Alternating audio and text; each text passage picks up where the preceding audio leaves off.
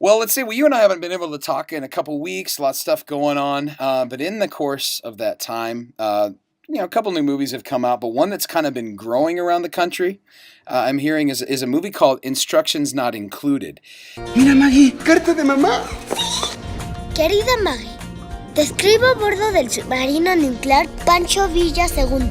Maggie tiene problemas por vivir en un mundo de fantasía. My mom brought it for me from the moon. ¿Qué pasó realmente con la mamá de Maggie? Se fue a pagar el taxi.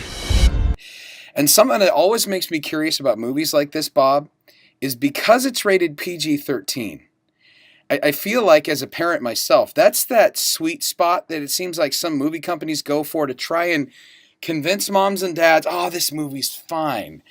And therefore, you see a lot of kids under 13 going to these movies. And we always talk about family friendliness. So what's going on with this one? Is it really safe?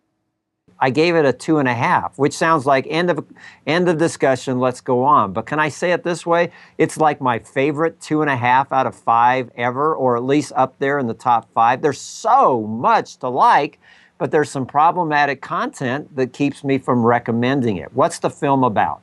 It's about a womanizer who, one of his girlfriends shows up one day, knocks on his door, and hands him a baby, 9-month-old baby girl, and says, hey, this is your baby. And by the way, the cab out here needs $10. I got to go pay it. Can you give me $10 to pay the cab? He hands her a 10. She goes out to the cab, and she never comes back. Of course, the first part of the film is him trying to track down mom because he has no intentions of being a dad, but he can't ever find her.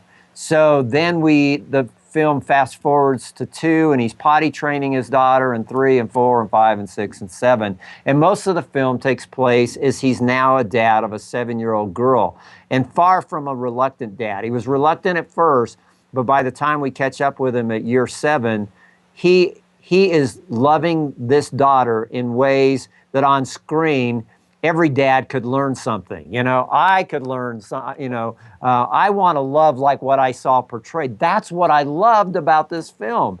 And by the time the credits roll, and I won't give away, there's an ending that took me by surprise.